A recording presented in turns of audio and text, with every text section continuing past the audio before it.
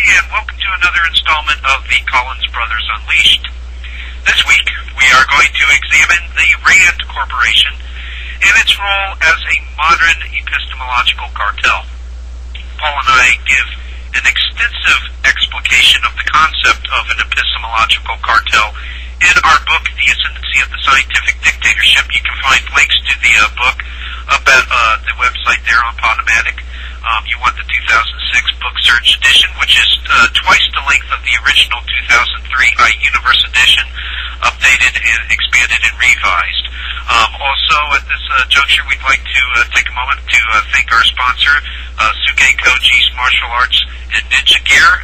Suge Koji's Martial Arts and Ninja Gear offer some of the finest martial arts equipment in the entire martial arts business. So make sure to stop in and check out Suge Koji's Martial Arts Ninja Gear and Martial Arts Gear and Ninja Gear, and we thank the Suge Koji for his gracious sponsorship. Also, anybody who would like to check out our articles can do so by going to conspiracyarchive.com, www.conspiracyarchive.com. Click on the articles link and click on the list of commentators there. You'll see Paul and my names pop up with the list of contributing authors. You simply click that link and you'll be transported to the most comprehensive collection of our articles on the World Wide Web. There's also at the blog section there a collection of archived audio from this show and other shows that Paul and I have been featured on. We also want to tip our hats to Bert Mills, our producer, who's taking the time out tonight, this cold evening, to basically record this show and get it up on the net for us. And just thanks for all the hard work and everything that you do, Bert. Absolutely. So, at any rate, for the purposes of this discussion, we shall only provide a preliminary overview of the concept of an epistemological cartel.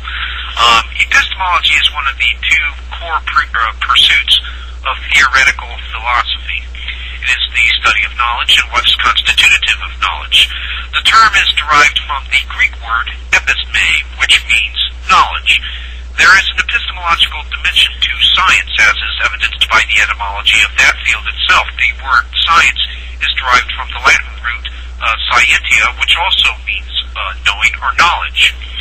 Now, in many ways, epistemology is like an economic system with all the right theoreticians in all the right places. One can arbitrarily bestow epistemological primacy upon those paradigms that are most socially and politically expedient. In such a climate of epistemological suppression, academic and institutional barriers prevent competitors from accessing the ideational marketplace. Meanwhile, a self-proclaimed cognitive elite monopolizes the economy of popular thought. Hence, we have an epistemological cartel, which is essentially a monopoly over the knowable. Cartel epistemologists not only manage the dissemination of knowledge, but also arbitrarily determine what qualifies as knowledge and what qualifies as mere opinion. Of course, epistemological contentions ultimately shape the second core pursuit of theoretical philosophy, metaphysics. Metaphysics is concerned with the ultimate character of reality itself. The questions asked by the epistemologist determine what items will be admissible in discourses concerning metaphysics. Thus, epistemology shapes one's views concerning reality itself. For example, if one's epistemology makes no allowances for suprasensible forms of knowledge, such as revelation, then one's metaphysics will make no allowances for suprasensible forms of reality, such is the case with the epistemology of radical empiricism, the theory that all knowledge is derived exclusively from the senses. In recent years, science has been couched in radical empiricism. Within such epistemologically rigid parameters, the gaze of contemporary science has been firmly fixed upon the ontological confines of the physical universe. When extrapolated to the analysis of political activity and behavior, epistemology holds even broader ramifications for questions of governance. Take, for example, Henri de Saint-Simon's physiological or organic interpretation of the state, which we have discussed in earlier installments of the Collins Brothers Unleashed. According to James H. Billington, Saint-Simon extrapolated radical empiricism to, quote, the altogether new field of social relations, unquote. Adherents of St. Simon's philosophy contended that, quote, the key to diagnosing and curing the ills of humanity lay in an objective understanding of the physiological realities that lay behind all thinking and feeling, unquote. Following this physiological interpretation of governance to its logical ends, St. Simon developed the precursor to Marx's scientific socialism. Billington writes, quote, believing that the scientific method should be applied to the body of society as well as to the individual body, St. Simon proceeded to analyze society in terms of its physiological components, classes. He never conceived of economic classes in the Marxian sense, but his functional class analysis prepared the way for Marx, unquote. Frederick Engels described Marx's theory as scientific socialism because both science and Marxism bestowed epistemological primacy upon observable phenomena. Thus, radical empiricism provides the epistemological basis for all modern forms of scientific totalitarianism. Interestingly enough, radical empiricism was embraced by many members of the Bavarian Illuminati. In his outstanding book, Perfectibilist, the 18th century Bavarian Order of the Illuminati, researcher Terry Melanson reveals that the complete works of Venetian author and reformer Paleo Sarpi constituted recommended reading for Illuminati initiates. Sarpi once wrote, quote, there are four modes of philosophizing, the first with reason alone, the second with sense alone, the third with reason and then sense, and the fourth beginning with sense and ending with reason. The first is the worst because from it we know what we would like to be, not what is. The third is bad because we many times distort what is into what we would like, rather than adjusting what we would like to what is. The second is true but crude, permitting us to know little and that rather of things than of their causes. The fourth is the best we can have in this miserable life, unquote. Numerous researchers have demonstrated the ideological continuity that binds the Illuminati and communism. For instance, Melanson exhaustively details the revolutionary resume of Filippo Michel Buonarroti, who provides, quote, a direct line of influence from the Illuminati to the French Revolution to the Communist League of the Just, unquote. Not surprisingly, all the planks of Marx's Communist Manifesto virtually mirrored the objectives of the Illuminati. Likewise, both the Illuminati and communism shared the same epistemological predisposition, radical empiricism. Interestingly enough, there is evidence to suggest that Illuminists were working within the British Royal Society, which is arguably the oldest learned society of science in the world. Again, recall the contention that there is an epistemological dimension to science.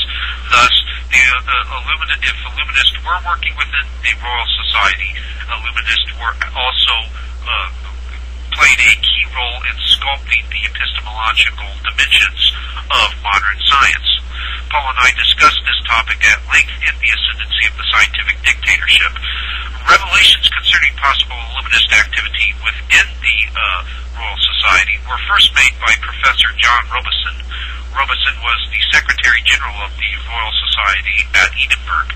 The professor claimed that he was approached as a potential recruit for the Illuminati. Suspecting nefarious motives, Robison feigned receptivity and was eventually granted access to several of the organization's documents. Robison would publish the damning contents of those documents in his 1797 book, Proofs of a Conspiracy. Evidently, the Royal Society was considered a recruitment pool by subversives. Not surprisingly, all of the founding members of the Royal Society were Freemasons.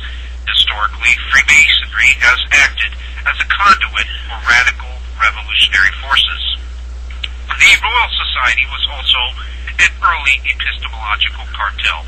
One might argue that the organization was little more than a collection of naive Baconians who believed in an oversimplified epistemology of empirical science devoid of intention, devoid of hypotheses, or what Newton called hypotheses non fingo.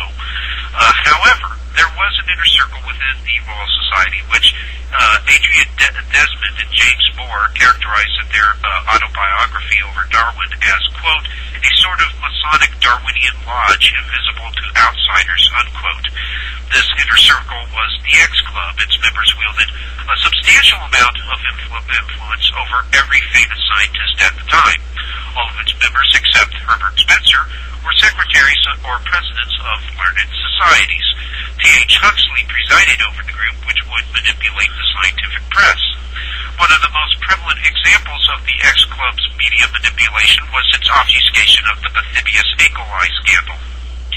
When it was discovered that the Bathybius E. coli was gypsum, a lifeless rock, and not the missing Monera and Ernest Haeckel's phylogenetic tree, the X Club suppressed almost every revelation of the debacle. Remember, the X Club was presided over by T.H. Huxley, a Freemason, and a participant in the formation of the Rhodes Roundtable groups. The Rhodes Roundtable groups were devoted to the formation of a British-ruled global government. Out of the Roundtable groups would come the Royal Institute for International Affairs, or the RIIA. The RIIA would establish a stateside branch here in the United States known as the Council on Foreign Relations, or the CFR. This organization has acted as America's premier foreign policy cartel and a major catalyst for globalization. Globalism, in the words of the late Malachi Martin, qualifies as socio-political Darwinism. It is premised upon the belief that global governance is the natural corollary of man's alleged political evolution, which accompanies his biological evolution. Of course, the Bathybius E. coli scandal imperiled the veracity of Darwin's claims, which in turn provided the scientific foundation for the global society that Huxley and his Masonic colleagues hoped to see enshrined. At any rate, the Royal Society exemplifies the concept of an epistemological cartel. Society members, like Huxley, managed the dissemination of information which in turn shaped the metaphysical suppositions of others. Such metaphysical suppositions underpin the anthropocentric soteriology of socio-political utopians who adhere to a secular mythology. Parenthetically speaking, just adding to what you just said, the X Club and the Royal Society have basically become a model for modern-day oligarchs on how to basically make the media a closed shop. And we see basically indications that more modern day oligarchs took their cues from the Royal Society and used it as a model for basically cartelizing the media.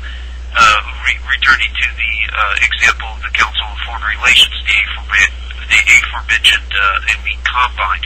In 1947, there was a Saturday Evening Post editorial that was written by Charles Beard, he wasn't a marginalized conspiracy theorist. He wasn't any sort of nut by any stretch of the imagination. He was former president of the American Historical Association and considered to be an eminent historian in his time. He wrote in that editorial, quote, "The Rockefeller Foundation and the Council on Foreign Relations intend to prevent, if they can, a repetition of what they call in the vernacular the debunking journalistic campaign following World War I.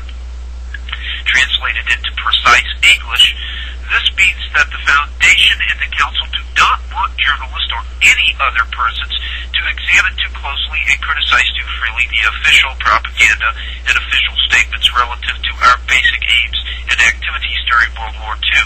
In short, they hope that, among other things, the policies and measures of Franklin D. Roosevelt will escape in coming years the critical analysis, evaluation, and exposition that befell the policies and measures of Woodrow Wilson and the Entente allies after World War I, unquote. And then Dr. Beard also pointed out that the Rockefeller Foundation had given a $139,000 grant to the Council on Foreign Relations, and then the Council on Foreign Relations hired a Harvard professor. Again, they turned to Northeastern Ivy League schools, which are an epicenter for elite activity. It's basically the Northeastern Ivy League schools are basically where the power elite send their children to be trained. They hired a professor from Harvard, William Langer, to write 3 volumes chronicling the war, and basically those volumes would serve it basically produced what we have today in the mainstream as far as our understanding of World War I. Right, and of course there was also Ivy Lee, old man Rockefeller's public relations specialist, actually the originator of the field of public relations, who, of course, employed similar strategies, the similar modus operandi of selective omission and selective inclusion. But when you're talking about the Rockefeller dynasty, you inevitably fall into the orbit of the CFR, and so we see again what appears to us to be the CFR replicating the Royal Society model of cartelization of epistemology. And again, this is a very dangerous thing to have media be a closed shop in this way. Right. When you have a closed shop media, it's not just a matter of shutting down First Amendment rights. And the problem here is that people have free speech, but it's not based. But they speak freely and voice opinions that are not based on anything really knowable. It's based on what the cartel tells them is knowable. Right. And information is the free flow of information is not there for an informed opinion to ever be constructed. No, it's there for the affirmation of whatever Weltanschauung happens to be politically and socially expedient for those who occupy the higher tiers of the socio-economic strata. It's basically there for those who control the media, and it's interesting to find that according to several different studies that were done by members of Congress, that the media had actually been bought up as early as 1950 by J.P. Morgan's interests, and that several newspapers were purchased, and then an editor was assigned to each one of those newspapers to filter out, anything that acts as a gatekeeper. Exactly. At any rate, as I mentioned before, the two core pursuits of theoretical philosophy, of course, are epistemology and metaphysics. And epistemology is inextricably linked to metaphysics.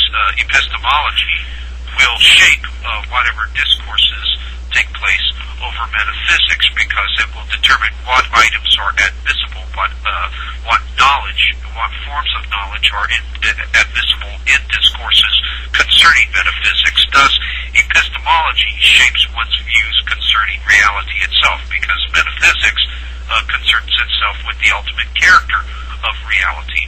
Well, of course, the Royal Society did all it could to promulgate the epistemology of radical empiricism, and with the promulgation of radical empiricism, there was also the widespread view that the ontological confines of the physical universe basically constituted the sum totality of reality itself. There was nothing that ontologically transcended this world. This world was all that there was, which of course synchronized very comfortably with the anthropocentric soteriology of the socio-political utopians who peopled the Royal Society. Again, all of the Royal Society's founding members were Freemasons, and Freemasons hailed from this socio-political utopian humanitist Gnostic tradition. That essentially they promoted Darwinism and scientific materialism in general to basically buttress their secular mythology. And in the beginning of that secular mythology, Eden was reconceptualized as a singularity, which was eventually divided into countless pluralities by the Big Bang. According to the myth, the reconstitution of Eden is achieved through evolution, which invariably requires the assistance of man, which is spelled with a capital M, to signify humanity's potential to achieve apotheosis through the evolutionary process.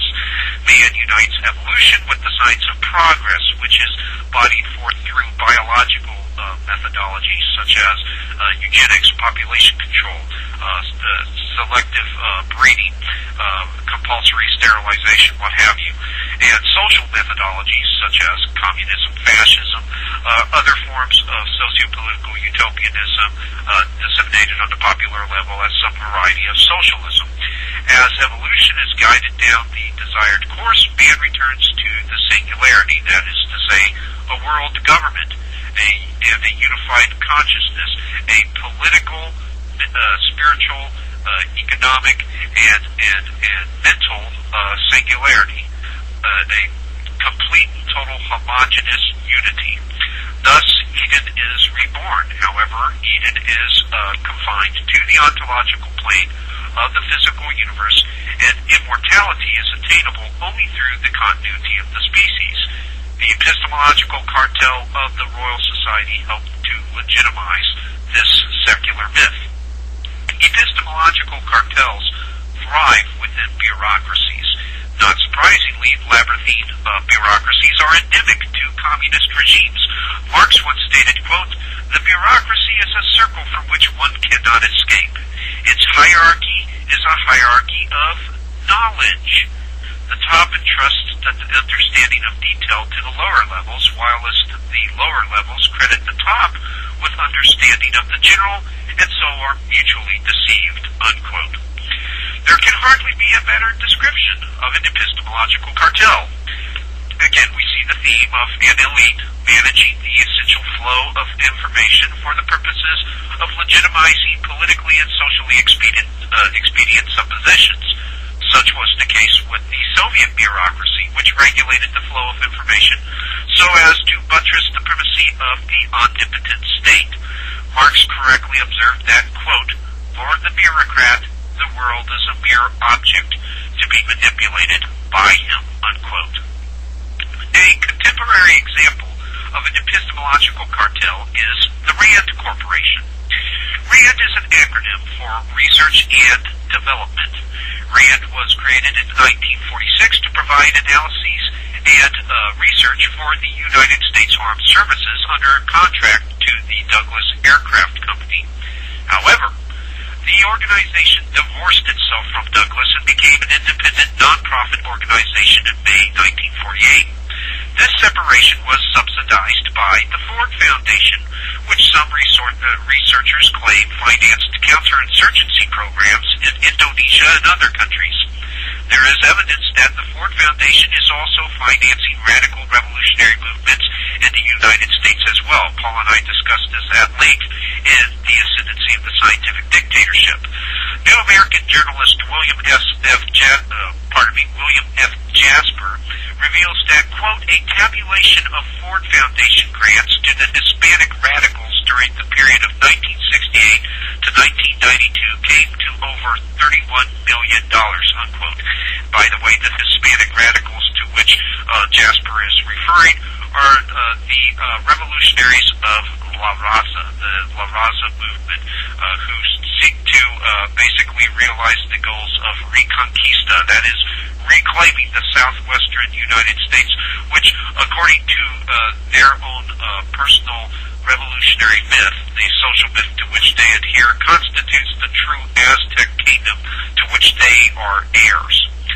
To make matters worse, Jasper adds, quote, millions have been added since, unquote, and that's millions have been added to the already existing Ford Foundation grants from 1968 to 1992. Jasper proceeds to enumerate various grants listed from the Ford Foundation summer/fall 1995 report. They are as follows: National Council of La Raza, $160,000 and $75,000. Northern New Mexico Legal Services, $20,000. Mexican Academy of Human Rights, $20,000. Hispanic Leadership Opportunity Program, $2,325,000, including $525,000 for male death. Immigrant Legal Resource Center, $145,000. National Immigration Law Center, $335,000. National Immigration Law Forum, $130,000. Urban Institute Program for Research on Immigration Policy, $900,000. Hispanics in Philanthropy, $100,000.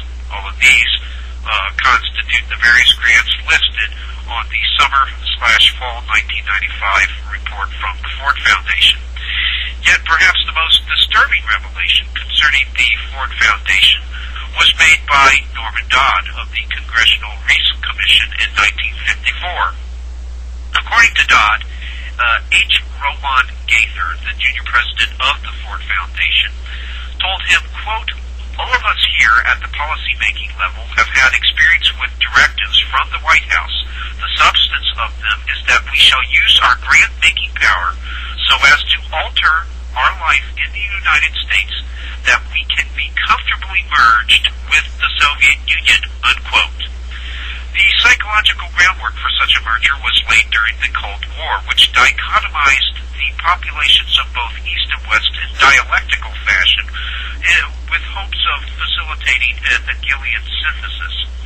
Not surprisingly, Rand theoreticians developed the doctrine of mutually assured destruction, or MAD, which held that nuclear deterrence could be maintained through the prospect of full-scale nuclear war.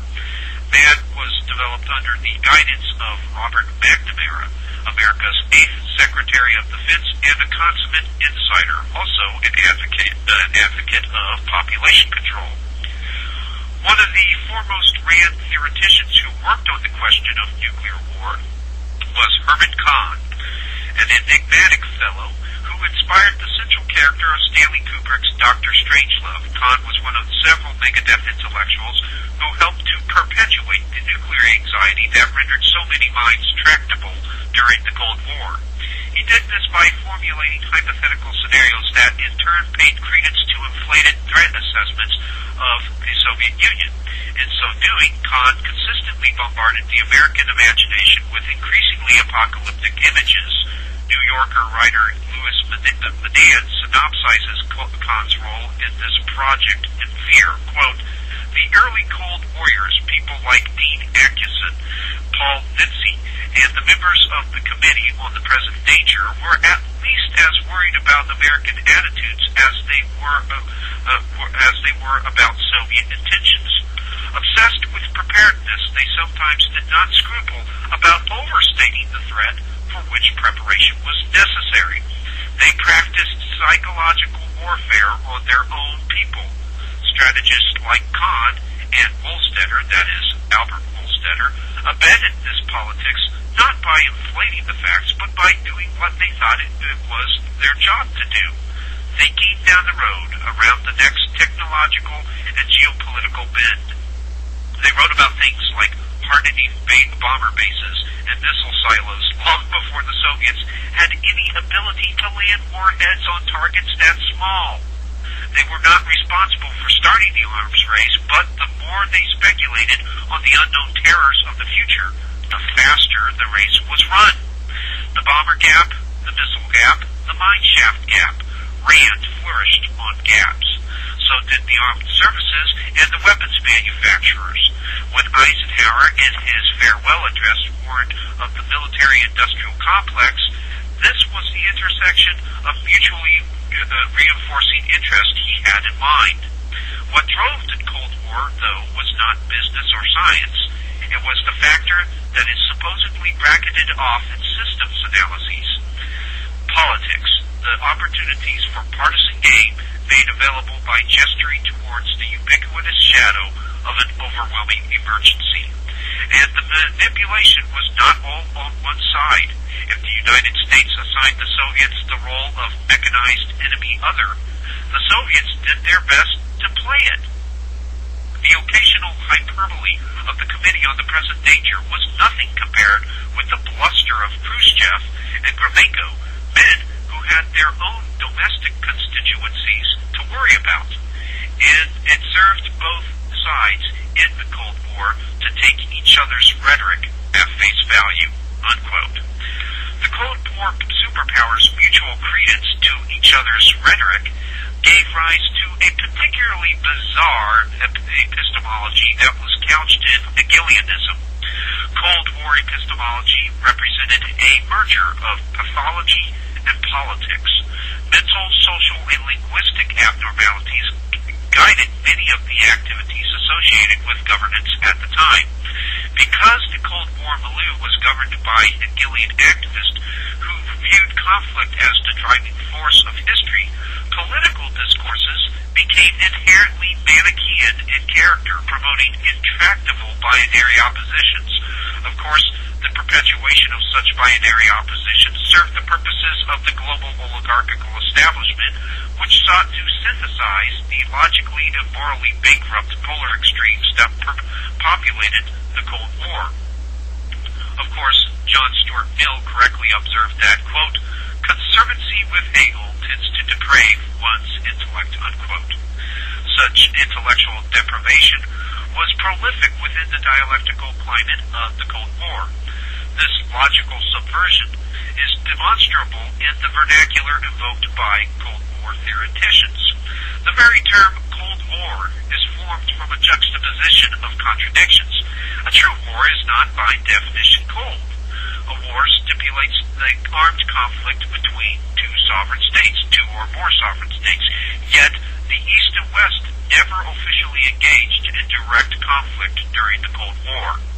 The invocation of the term Cold War allowed both the East and the West to cite each other as external threats, thereby providing the rationale for the erection of national security states. Of course, national security states enact prohibitions against public debate and constrain popular participation through intimidation and obscurantism. Simultaneously, national security states allow deviant political elites to pursue covert criminal agendas under the all-purpose banner of vital national interest. During the Cold War, the deviant political elites of the West and the East pursued criminal agendas through a series of proxy wars, espionage, and questionable military coalitions. Arguably, Vietnam represented an effort by both Eastern and Western power elites to wrest control of the Golden Triangle, one of Asia's two main illicit opium-producing areas. You'll recall in the previous installment of the Collins Brothers Unleashed, which concerned itself with Malthusianism and population control, and basically dismantled the claims of Paul Ehrlich and his colleague who authored the book Eco-Science, Holdren, who is, of course, Obama's science czar. We discussed during that particular show the opium trade and how the opium trade was used basically to control populations, to make populations more tractable, to undermine national economies, and was just a hallmark of a hallmark of the global oligarchs at the time. The Boston Brahmins, of course, were intimately engaged in the illicit opium trade. Not surprisingly, Herbert Marcuse synopsized one of the core principles of Hegel's dialectical logic as follows, quote, "That which is cannot be true," unquote. Implicit in this statement is the credence to relativism and an overall rejection of reality. Of course, relativism is the belief that there are no absolutes. Yet, if there are no absolutes, then one cannot absolutely declare that there are no absolutes. In fact, declarative statements are virtually meaningless because they are statements of fact. In turn, facts are absolutes, and according to relativism, do not exist. Thus, the position of relativism is self-refuting. Nevertheless, Hegelian relativism pervaded Cold War epistemology. Immersed as it was in this irrational epistemology, the American public eventually succumbed to cognitive dissonance. Driven by the desire to reduce this dissonance, most Americans adjusted their beliefs and attitudes in acquiescence to a foreign policy that was fighting communism in jungle villages while simultaneously surrendering entire civilized countries to the Soviets.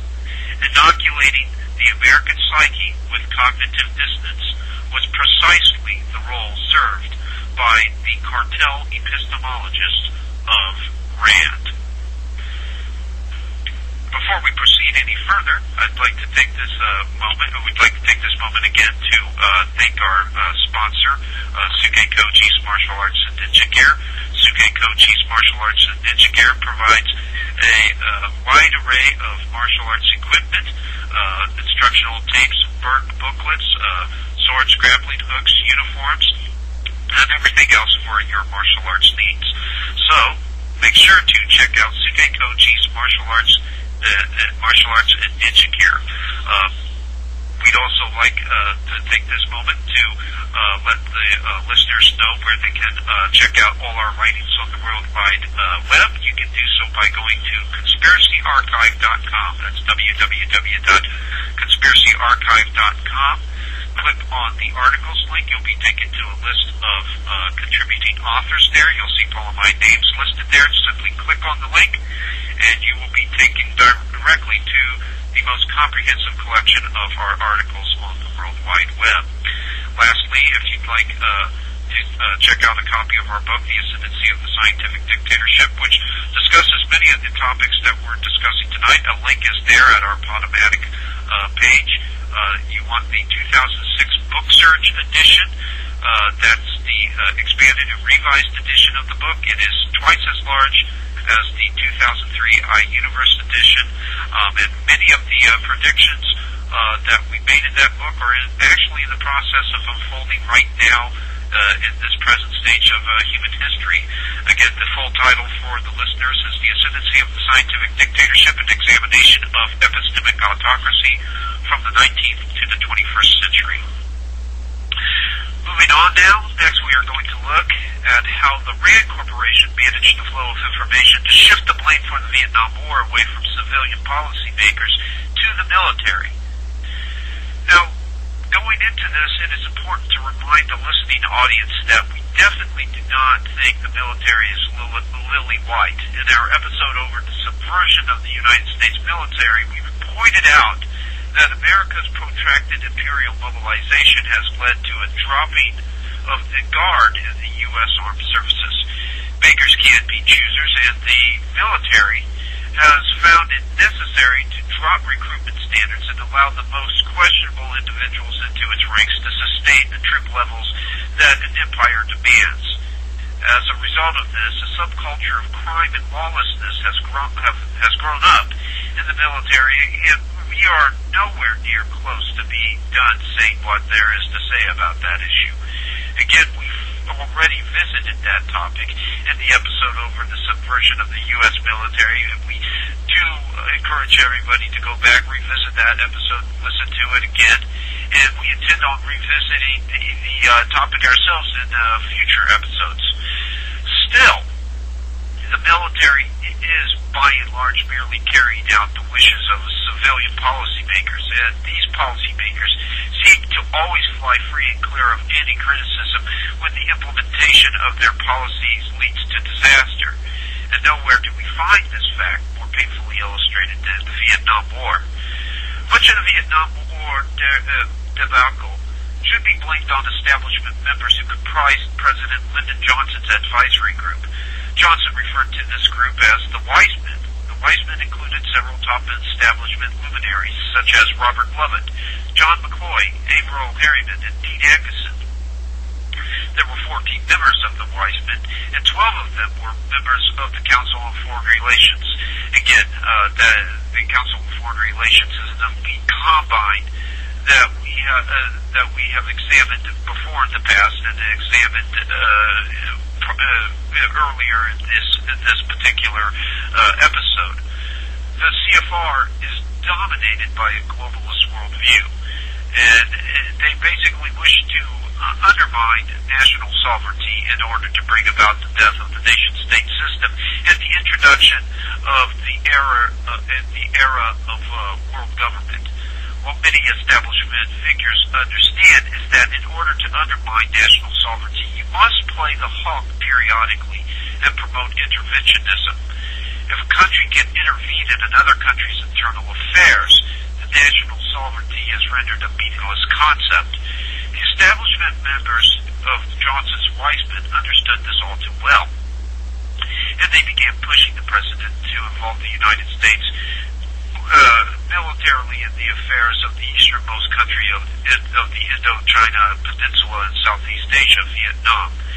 America was already involved to a degree, but Johnson was very, very reluctant to push the envelope with that involvement. And the Wise Men came into the decision-making process at this decisive hour in the Johnson administration. Walter Isaacson and Evan Thomas documented the Wise Men's manipulation of Johnson in their 1986 book, The Wise Men, Six Friends in the World They Made, Acheson, Bolin, Harriman, Keenan, Lovett, and McCloy. According to Isaacson and Thomas, it was former Secretary of State Acheson who began putting pressure on Johnson. They write, quote, Acheson fidgeted impatiently as he listened to Johnson wallow in self-pity. Finally, he could stand it no longer. I blew my top and told him he was wholly right on Vietnam, Acheson wrote. Parenthetically, he was writing to Truman, former President Harry Truman. That he had no choice except to press on. That explanations were not as important as successful action. Acheson scolding and bullied the others. With this lead, my colleagues came thundering in like the charge of the Scots Greys at Waterloo, Acheson exulted to the former president. They were fine. Old Bob Lovett, usually cautious, was all out. This was a very decisive moment again in history, and it is no exaggeration to say that the Vietnam War, as we know it, was born out of this particular meeting. LBJ's Foreign Affairs Advisor William Bundy, according to Isaacson and Thomas, referred to the meeting as the time when, quote, America committed to land war on the mainland of Asia. No more critical decision was made, unquote. This meeting occurred in 1965 when Johnson was extremely hesitant to escalate America's military participation in the Vietnam War. The Wise Men's proddings effectively tore down Johnson's reluctance and transformed the president into a hawk. It is interesting to note, however, that a year later, actually a year earlier, Acheson, the man who took the lead in pressuring Johnson, had in fact voiced misgivings about America's role in Vietnam. In David Halverson's 1972 book, The Best and the Brightest, Halverson recounts a conversation between a White House staffer and Acheson. He writes, as early as May 1964, Dean Acheson stopped a White House friend at a cocktail party and said he thought Vietnam was going to turn out much worse than expected, that it was all much weaker than the reports coming in, unquote. Again, make note of the fact that that Halverson was referring to an incident that occurred in 1964, but in 1965 we will find Atkinson actually pressuring the president to escalate military involvement, United States military involvement in Vietnam. Needless to say, Atkinson's doubts had grew greater by 1965, and his fellow wise men were also not without their misgivings. Harriman, according to Isaacson and Thomas, was rebuked by former Special Assistant to Kennedy Arthur Schlesinger for promoting the Johnson administration's hawk position. During that conversation in Harriman's hotel room, however, Harriman took some alcohol for courage and actually admitted to Schlesinger that he was opposed to America's military involvement in Vietnam. After examining the shared skepticism of Atkinson, Lovett, and McCoy, Isaacson and Thomas posed an important question. Returning to their book, we read, quote, even in 1965, they harbored serious doubts about committing U.S. troops in the defense of the government of South Vietnam. Why did they fail to convey those doubts to the president? Unquote.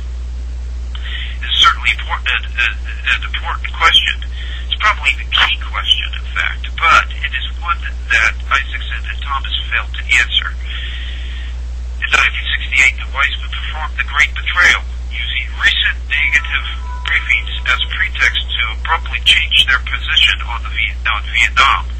This position shift was unleashed on Johnson during a 1968 meeting with the Weizmann. Isaacson and Thomas share the response of Johnson and some of his staff. They write, quote, General Maxwell Taylor was appalled and amazed at the defection. The same mouths that said a few months before to the president, you're on the right course, but do more, were now saying that the policy was a failure, recalled Taylor. He could think of no explanation except that my Council of Foreign Relations friends were living in the cloud of the New York Times, unquote. Johnson responded with desperate shock, recognizing that he was being abandoned to become little more than a glorified custodian with a tremendous mess to clean up. Isaacson and Thomas write, quote, when the meeting broke up, he grabbed a few of the stragglers and began to rant. Who the hell brainwashed those friends of yours? He demanded of George Ball. He stopped General Taylor. What did those damn briefers say to you? Unquote.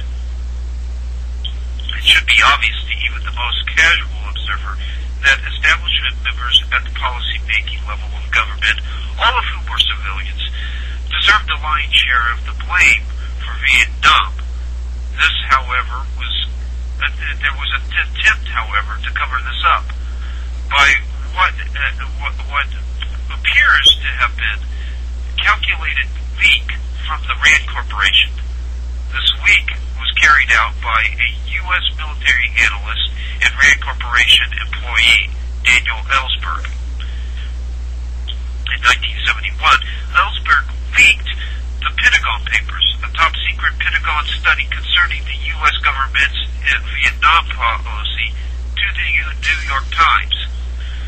This gained Ellsberg a reputation as a hero among progressive and anti-war activists. The dove veneer, however, appears to have been a well-crafted hoax. It is important to note that in 1964, Ellsberg was a committed Cold Warrior working under Secretary of Defense Robert McNamara. McNamara, of course, was a primary architect of the Vietnam War, and he consistently overruled the Joint Chiefs of Staff on strategic matters. Again, we find civilian policymakers responsible for the Vietnam War who would like to divert the blame to the military leadership. Ellsberg also worked for Edward G. Lansdale, a U.S. Air Force officer who served in the Office of Strategic Services and the Central Intelligence Agency. Ellsberg worked for Lansdale in Vietnam as a State Department employee. It was supposedly during this time that Ellsberg began to conclude that the Vietnam War was unwinnable. But it's interesting that Ellsberg's boss, Lansdale, was intimately involved in efforts to assassinate Cuban dictator Fidel Castro from 1957 to 1963. At that time, Lansdale was employed by the Department of Defense as Deputy Assistant Secretary for Special Operations, staff member of the President's Committee on Military Assistance, and Assistant Secretary of Defense for Special Operations. In these positions, Lansdale oversaw Operation Mongoose, the CIA program of covert operations against Castro. So Lansdale was anything but a dove. And Ellsberg was extremely protective of Lansdale. When the deceased Air Force colonel and former liaison officer between the Pentagon and the CIA, L. Fletcher Prouty, alleged that Lansdale had been present in Daley Plaza on the day of the Kennedy assassination, Ellsberg was quick to defend Lansdale, and as a consultant to Oliver Stone on JFK, Ellsberg urged Stone not to include Prouty's identification of Lansdale from the script, stating that he believed Lansdale was innocent of any involvement in the assassination. Prouty had worked next door to Lansdale for 9 years and instantly recognized Lansdale walking away from 3 tramps arrested by the Dallas police in a photograph taken by a Dallas Morning News photographer immediately after the assassination. Prouty recognized Lansdale's head shape, class rank, and stoop, and his identification was corroborated by Lieutenant General Victor H. Kulik. So it's interesting to find Ellsberg trying to protect Lansdale. Perhaps it was an attempt to prevent revelations of his own role in the world of covert politics from coming out. In spring of 1970, the Federal Bureau of Investigation became suspicious of Ellsberg, believing correctly in retrospect that Ellsberg was taking Rand study papers on Vietnam, copying them, and then returning them to the Rand office. It appeared that Rand director Harry Rowan, who was a friend of Ellsberg, knew of Ellsberg's activities and was actually allowing them to continue. In his book, Wild Man, The Life and Times of Daniel Ellsberg, Tom Wells shares an account that supports this contention. He writes, quote, "The FBI contacted Rand about Ellsberg's reported copying in late April. Harry Rowan told 2 FBI agents in Richard Best's presence, parenthetically, Richard Best was the Rand security officer. We have in here some very sensitive papers on the U.S.-Vietnam situation. Best recounts. And if it were anything, I think it might be that. Rowan knew damn well what it was, Best says. He knew right away. He knew in the spring of 1970 that it was the Pentagon papers. But according to Ellsberg, and he apparently bases this on FBI documents he later saw, Rowan downplayed the sensitivity of the papers, said Fulbright, parenthetically, that's J. William Fulbright, the chair of the Senate Foreign Relations Committee at the time, had a right to them, and pointed out that Ellsberg was leaving Rand anyways. At best retelling, the FBI agent said to Rowan, "Can we have the titles?" And then Rowan turned to me and said, "Dick, will you give them the titles?" And I said, "Yes, I'll have it put together and break it down to your office tomorrow," which Best did. But the FBI couldn't get any trace of Ellsberg's copying of Rand, Ellsberg's copying at Rand, rather.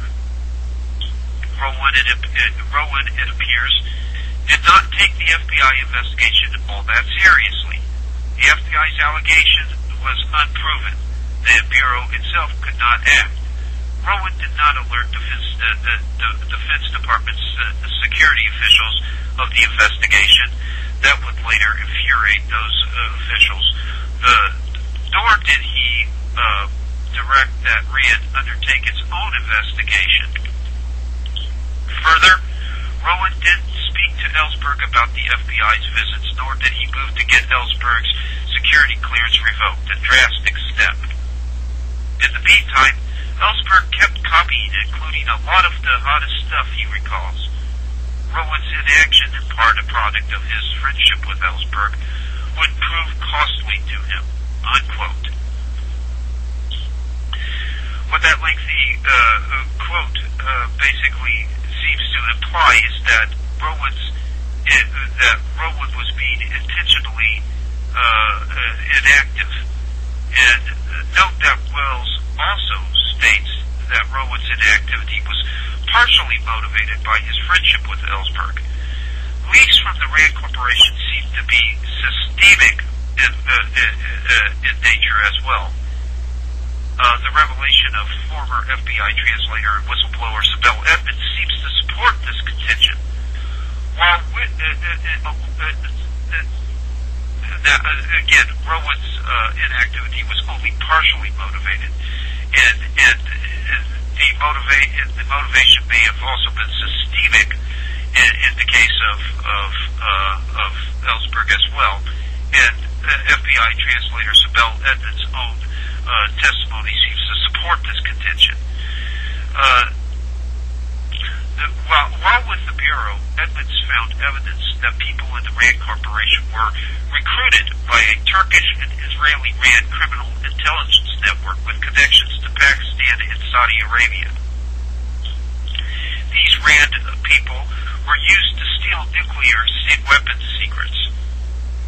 Much more could be said and will be said about the Sibel Edmonds case at a later date. Suffice it to say here that no serious government inquiry was made into the former FBI translator's allegations. So if there was treachery afoot at the RAND Corporation, it is very likely continuing to this present day. Why are these leaks allowed? It seems to be in part to transform public perception and opinion. Calculated and intentional leaks seem to be one manifestation of the Delphi mechanism. Developed in the 1960s by RAND theorists, the Delphi mechanism is designed to persuade the public to accept a predetermined outcome. In the Ellsberg case, the predetermined outcome may have been the placement of blame and culpability for the Vietnam War on the military. Louisiana Congressman John Rarick was one of the astute observers who actually recognized this fact. In a 1971 circular entitled, "You've a Right to Know," Rarick stated, quote, "The My Lai massacre, the sentencing of Lieutenant Cowley to life imprisonment, the selling of the Pentagon, and the so-called Pentagon Papers are leading examples of attempts to shift all the blame to the military in the eyes of the people. But no one identifies the Council on Foreign Relations, the CFR, a group of some 1,400 Americans, which includes as members almost every top-level decision and policy maker in the Vietnam War. CBS tells the people it wants them to know what is going on and who is to blame. Why doesn't CBS tell the American people about the CFR and let the people decide who to blame for the Vietnam fiasco? The planners and the top decision makers of a closely knit financial, industrial, intellectual aristocracy were military leaders under civilian control who have had little or no voice in the overall policies and operations and who are forbidden by law to tell the American people their side. The My Lai incident, the selling of the Pentagon, and the Pentagon Papers have not scratched the surface in identifying the responsible kingmakers of the new ruling royalty, let alone in exposing the CFR role in Vietnam. who will tell the people the truth if those who control the right to know machinery also control the government? Unquote. It appears that the Pentagon Papers also sought to build the CIA and intelligence community in general to build their public image at the expense of the Pentagon. To support this contention, we turn to an extract from the New York Times book on the Pentagon Papers. When we look at an introductory and formulative early chapter on page 6, we read the following.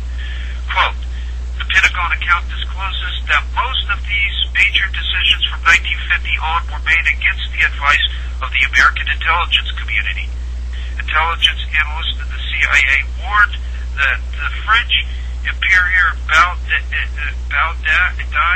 and Premier Diem were weak and unpopular, and that the communists were strong.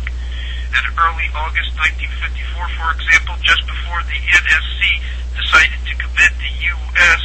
to propping up Premier Diem, a national intelligence estimate warned, although it is possible that the French and Vietnamese, even with firm support from the U.S. and other powers, may be able to establish a strong regime in South Vietnam, we believe that the chances for this development are poor, and moreover that the situation is more likely to continue to deteriorate progressively over the next year. The NIE continues. Given the generally bleak appraisals of Diem's prospects, they who made U.S. policy could only have done so while assuming a significant measure of risk. Unquote. Now, the New York Times comments on this passage, saying, quote, the Pentagon study does not deal at length with a major question: why did the policymakers go ahead despite the intelligence estimates prepared by their most senior intelligence officials? Unquote. So again, here we have the blame falling for the Vietnam War almost entirely on the shoulders of the U.S. military, and the intelligence community being propped up as heroes for an honest assessment of the situation, and the policymakers, the civilian policymakers, coming almost entirely out of a CFR establishment trajectory, disappearing entirely from the picture. So this was the result of the selective omission and disclosure of certain pieces of information, which seems to be part and parcel of the Rand theoreticians' modus operandi. Of course, Ellsberg's selective revelations and Kahn's hypothetical scenarios, which were knowingly premised upon inflated threat assessments of the Soviet Union. So, for all practical purposes, this is an epistemological cartel, because we have people managing the essential flow of information, people managing the essential flow of knowledge, and also acting as arbitrators on what is constitutive of knowledge, thus precluding certain epistemological questions from important discourses, whether they be discourses within the more philosophical orbit, discourses concerning metaphysics, or discourses in governance, discourses in questions of politics. Because, again, once you have items automatically precluded from those discourses, then those discourses can be guided towards whatever socially and politically expedient ends the cartel epistemologist has sculpted the discourse to lead towards. And it's not the only; these aren't the only examples that we could give of this cartelization of epistemology. We could also look at the Team B project, which was basically a private group of intelligence analysts that were supposed to compete with the CIA's own intelligence analysts on putting together accurate reports on the Soviet Union's military capabilities. Team B was basically born out of a concept that came from University of Chicago professor Albert Wohlstetter, who of course was the founder of the RAND Corporation, also a Megadeth intellectual along with Herman Kahn. He said that the CIA was basically underestimating Soviet military capabilities, and in particular, the agency was systematically understating the Soviet Union's missile deployment. Going back to his and other DEFCON intellectuals' total fascination, fixation on the nuclear arms race, and the Team B that was formed, the Team B was basically formed based on these contingents. It was formed to affirm those contingents that the Soviet Union as a threat was several times greater than the contingents presented by the CIA. They were following Wohlstetter's. When Team B was formed for George Bush, who was at the time the head of the Central Intelligence Agency, it was formed based on Wohlstetter's prescriptions, basically that a counterbalance was needed. A counterbalance was needed to the Office of National Estimates, to what their analysts were saying, and a counterbalance was needed to what the CIA's own analysts were saying.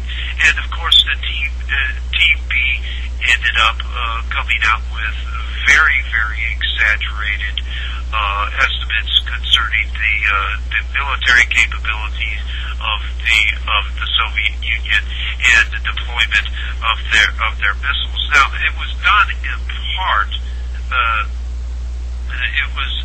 It was done in part to basically try to get to basically drive support for arming the Israelis militarily, because basically stating that the rationale being that the Israelis needed a stronger military to protect the Middle East from Soviet aggression. Right. But it actually worked even against the Israelis. It worked actually to the favor of some of the anti-Israeli factions within the American ruling elite, because Team B was basically pushed this idea that the Soviet Union was going to attack the Gulf states, the oil-rich Gulf states, attack Saudi Arabia, attack these Arab nations, and so actually the anti-Israel faction of the power elite was able to push for the arming of Saudi Arabia over Israel as a result, say basically that even if whether it hurt Israel or not, this was necessary so that Saudi Arabia could repel any kind of potential Soviet invasion. Right? They premised that contention upon certain eschatological assumptions. They that the Soviets' oil production was peaking. Well, certain analysts at the CIA would make that claim as well. But yeah, there was claims that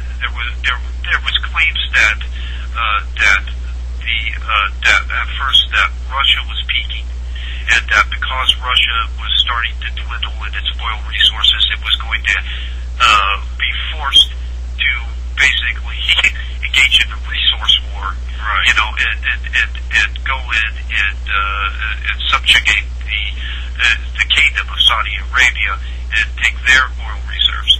And then it was claimed that Saudi Arabia was peaking, and so the Soviet Union was going to go in and try to occupy and try to take what was remaining. Right. Either way, you do have this idea of peak oil, which is something that I used to be a proponent of, and now we both have come to see that. Right. Well, the first edition of the Ascendancy of the Scientific Dictatorship, we paid credence to peak oil theories, but in the second edition, we've completely and totally repudiated any and all credence that we once paid to peak oil eschatology. Peak oil eschatology, of course, has played an integral role in perpetuating this Manichaean binary opposition that was so endemic to the Cold War. And I believe that peak oil can and will be used in such a fashion later, possibly against Iran and other nations that constituted what George Bush Jr. called the axis of evil. But returning to your comments concerning Team B, of course, Team B, euphemistically, they were presented as a counterbalance to the CIA, but in actuality, I believe that the real reason that Team B was formed was because the CIA simply wasn't producing, in terms of its analyses, the results that certain hawks wanted to see. They were not producing the findings that certain cold warriors wanted to see, and certainly not the findings that anybody who's attempting to perpetuate the dialectical climate would wish to see, because obviously in a dialectical climate you have to keep the two polar extremes, which have been dichotomized in a dialectical fashion, you have to keep them in direct opposition with one another, and you have to guide them down an escalatory trajectory. And so Team B was probably acting as a megaphone for interests that wish to see an escalation in terms of the nuclear tensions between the Soviet Union and America, because such tensions would prove to be socially and politically expedient, namely in buttressing the national security state. And of course the hawks over in the Soviet Union were more than willing to oblige them. They did the same, because it actually strengthened their position. It strengthened the national security state that they had built over in the Soviet Union. Right, and as was previously mentioned in the article by Louis Menand, both sides really took each other's rhetoric at face value, and taking each other's rhetoric at face value was what gave rise to Cold War epistemology, which was fraught with Hegelian relativism, and of course, Hegel's one of Hegel's core principles was that which is cannot be true. In other words, there's this general rejection of facts, a general rejection of reality itself, an overall credence to relativism. And of course, when you promote such a climate where facts become virtually obsolete, you can promote absolutely and completely, totally contradictory policies, policies that certainly ostensibly would not make sense, such as waging a war against communism in jungles while simultaneously completely and totally relinquishing entire countries to the Soviet Union. So you have this give and take reciprocal formula there, where on one hand you're fighting communism, on the other hand you're actually supporting it. And what the common everyday American could not identify with such a contradictory formula of this formula of dynamic engagement and simultaneous conflict, was that it was a reciprocal formula that allowed for the Cold War dialectic to continue to perpetuate itself.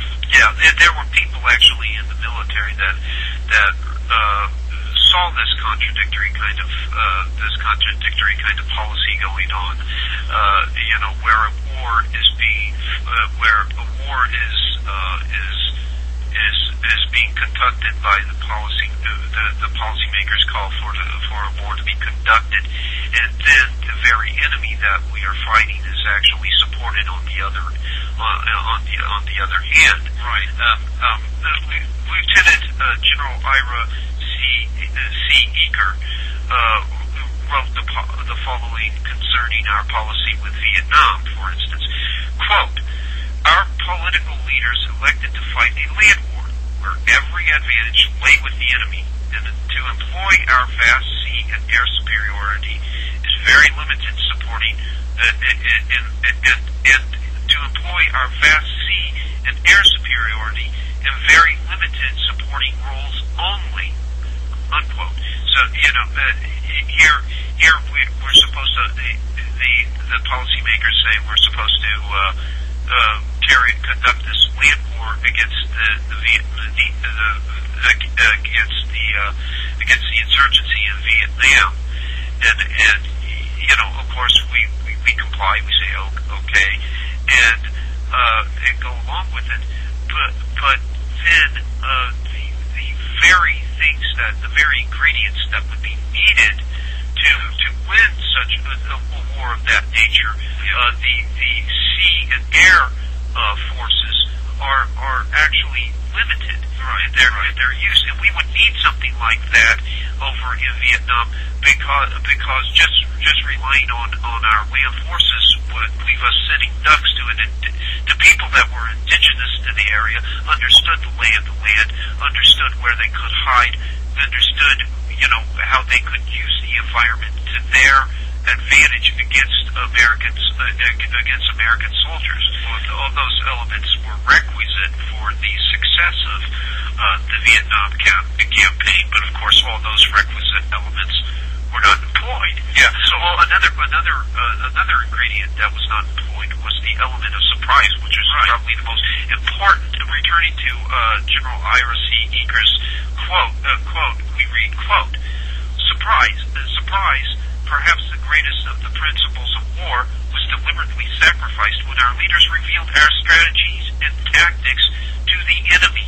The enemy was told that we would not bomb populated areas, heavy industry, canals, dams, and other critical targets, and thus sanctuaries were established by us along the Chinese border and around Haiphong and Hanoi.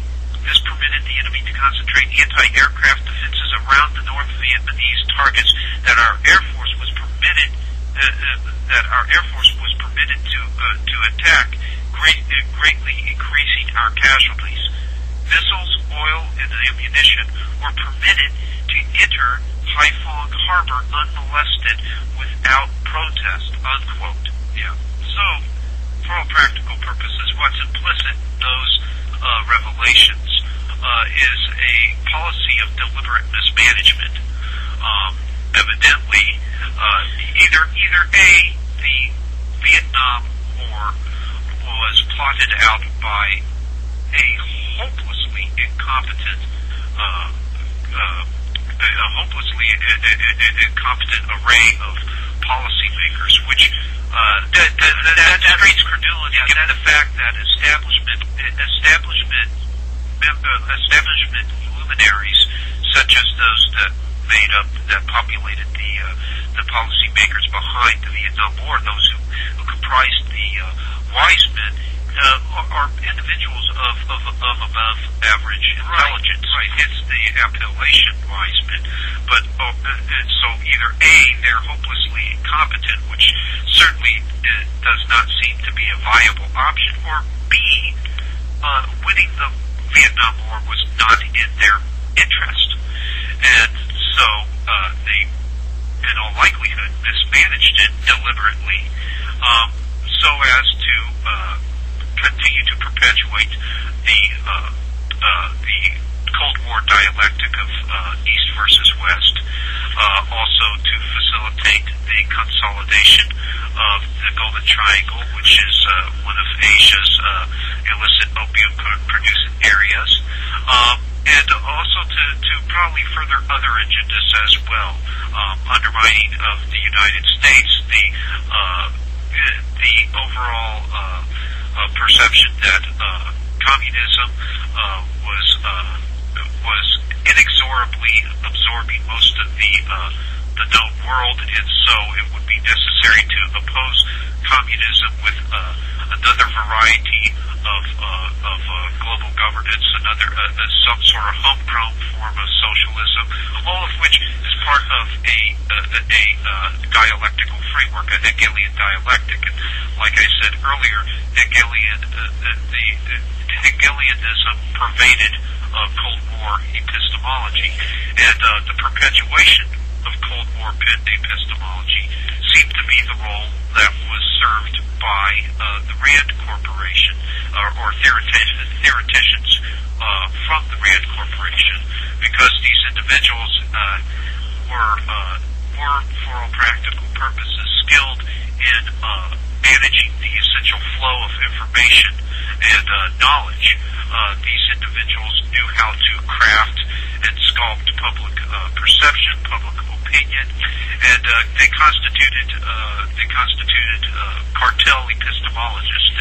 They had a stranglehold on the available knowledge, and they also basically restricted other parties from entering the discourse who could have possibly presented viable alternatives and options whose knowledge they considered to basically be completely and totally useless, worthless. Returning for a moment to the Team B epic in time, that occurred during a time when, again, scare tactics among the CIA were running out, and the CIA's reports were running out of steam. We had this possibility, this potential for the Manichaean world that had been constructed over several decades falling apart and being dismantled, and just by relaxing of the fears, and all. Right. Fear being replaced with realism and with a realistic perspective on things. Right.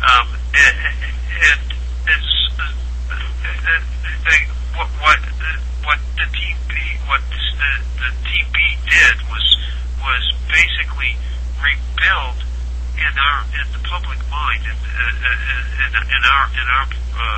our perception, the idea of a Manichaean devil. Right. The idea that the Soviet Union was a Manichaean devil, so that the world that the power elite had created shortly after the Cold War would not be lost. Not at this particular point in time. It was still very much profitable to them, as it was profitable to the hawks in the Soviet Union. And that world had begun to be built after the power elite here in the West saw that Soviet Union was being uncooperative with the attempts to set up a world government shortly after World War II. And you'll remember that Prime Minister Winston Churchill, right? He invoked the term Iron Curtain. Right. The Gnostic overtones of that statement, of that term, the Gnostic overtones of that term should be obvious. Right. And I mean, the world is split in half by an Iron Curtain, and they're two sides. Right. That's the radical dualism that you found in traditional Gnosticism, and in particular Manichaeism, which extended that radical dualism to all the world, to the affairs of men, which essentially is all that Cold War, that the Cold War and Cold War epistemology was an extension of Manichaeism, of radical Gnostic dualism to geopolitics. It was an outgrowth of an older occult doctrine, namely Gnosticism's radical dualism, but it wasn't readily identifiable as such because it had been codified as political doctrine, as political ideology, and it's very much prevalent in the documents of Team B, which are just laced with, replete with the inherently religious vernacular, in particular the term Manichaean, which shows up quite a few times in Team B documents. So you have this radical dualism of older occult religions actually being referenced by a political doctrine. The very concept is actually completely and totally transplanted within the Immanent cosmos, within the Immanent order of politics, within the ontological confines of the physical universe. And it's now infused that radical dualism into raw politics, and so it's no longer readily identifiable as occultism. Yeah, that may not have been on accident either. We know that Winston Churchill, certain Freemasons claim Winston Churchill as one of their own, and it has been claimed that Churchill was a practitioner of the Druid religion, which draws in some sense from those occult traditions that go back to Gnosticism. So naturally, if that had shaped Winston Churchill's spirituality, it was going to take on a political manifestation when he entered the realm of politics. Exactly. And when he did this, when he basically referred to all those countries that fell within the Soviet Union's influence, which fell under their control, when he referred to those countries as being behind an Iron Curtain, he was doing us a tremendous disservice because he was presenting us a picture that had been bleached of all complexity. A world where diplomacy was not, where diplomacy was completely precluded. You had entire populations of people dichotomized, and in such a climate, people automatically adopt dichotomous logic, and of course, dichotomous logic. Basically, if you could sum up dichotomous logic in a single phrase, it's either or. In other words, there is an excluded middle, and there's an excluded middle, and only the two polar extremes have to duke it out for ideological supremacy. And of course, polar extremes conflicting with one another, ideational entities at war war with one another were integral to Hegel's dialectic, which of course was adopted by Marx and redirected towards the realm of politics and economics, and it became dialectical materialism. But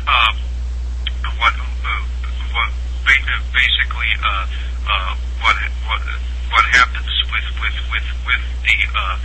with the redirection of Hegel's dialectic to the realm of politics and economics is the same sort of dichotomizing of populations, the conflicting, superficial conflicting of polar extremes, which typically overlook and excluded middle and completely and totally reject diplomacy, but at the same time gradually migrate towards the syntheses.